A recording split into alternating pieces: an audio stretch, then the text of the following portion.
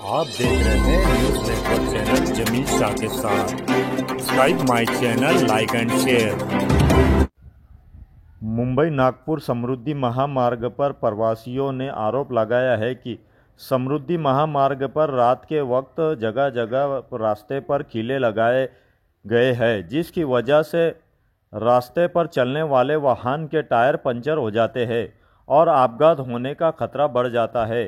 लेकिन दौलताबाद पुलिस अधिकारी का कहना है कि समृद्धि महामार्ग पर जगह जगह रास्ते की दुरुस्ती का काम शुरू है, इसलिए वहां नोजल लगाए गए हैं। लेकिन सवाल ये पैदा होता है कि समृद्धि महामार्ग अभी अभी बना है, फिर ये दुरुस्ती कैसी हो रही है? प्रशासन ने इसकी चौकसी करनी चाहिए।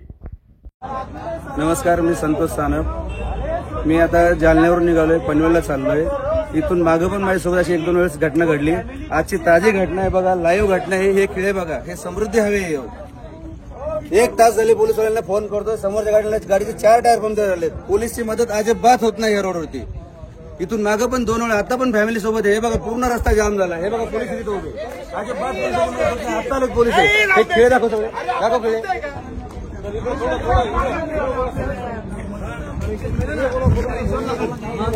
भाऊ, इथून मागून माझ्यासोबत अशा घटना 2 वेळा झाल्या।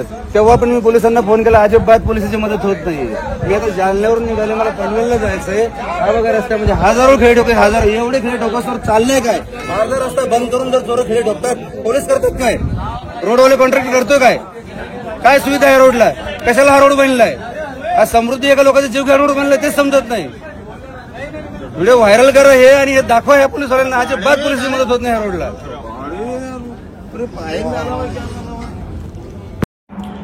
समृद्धी महामार्गावरती खिळे असल्याबाबतचा जो व्हिडिओ रात्री व्हायरल झाला होता, तर त्या अनुषंगाने मी सांगू इच्छितो की समृद्धी महामार्गावरचा 54 किलोमीटरचा जो पॅच आहे, त्याच्या मेंटेनन्सचं काम चालू होतं आणि ज्या ठिकाणी हा प्रकार घडलेला आहे, तर त्या ठिकाणी मेंटेनन्सचं काम चालू असताना म्हणजे जवळपास मागच्या 8 दिवसापासून हे काम चालू आहे। लेन नंबर 1 वरती काम चालू आहे, लेन नंबर 2 आणि 3 ह्या सुरू होत्या। लेन नंबर 1चं काम चालू असताना त्याला प्रॉपर व्यवस्थित बॅरिकेटिंग सुद्धा केलेलं होतं आणि हे काम करत असताना जे इंजेक्टेबल नोझल्स असतात, तर ते त्याच्यामध्ये बसून त्याच्यामध्ये केमिकल सोडलं जातं, जेणेकरून ब्रिजची स्ट्रेंथनिंग होते। ते काम चालू होतं आणि ते काल सकाळी लावलं होतं आणि म्हणजे आज सकाळी ते काढलं गेलेलं आहे। जवळपास 24 तासाची ही प्रोसिजर आहे। अशा प्रकारचे कुठलेही खेळ लावण्यात आलेले आहेत किंवा काही हे सगळे असा प्रकार कुठलाही घडलेला नाही। आणि ज्यावेळेस रात्री बॅरिकेड्स त्या ठिकाणी लावले होते, कुठल्या तरी एका अज्ञात व्हेकलनं ते बॅरिकेड्स तोडले गेलेले आहेत, त्यामुळे जे 2-3 व्हेकल्स आले ते पंक्चर झालेले आहेत।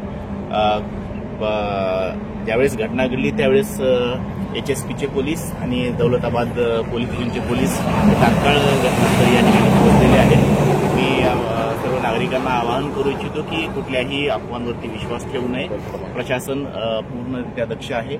जे यापुढेही जे काही मेंटेनन्सची कामं केली जातील, त्या प्रत्येक वेळेस प्रॉपर बॅरिकेटिंग, रिफ्लेक्टर्स लावून कामं केली जातील, याची आम्ही पूर्ण दक्षता घेत आहोत। आता कुठलाही धोका नाही महामार्गावर? नाही, मेंटेनन्सचं काम आज आहे, ते नोजल्स काढलेले आहेत, वाहतूक पूर्णरित्या व्यवस्थित सुरू आहे।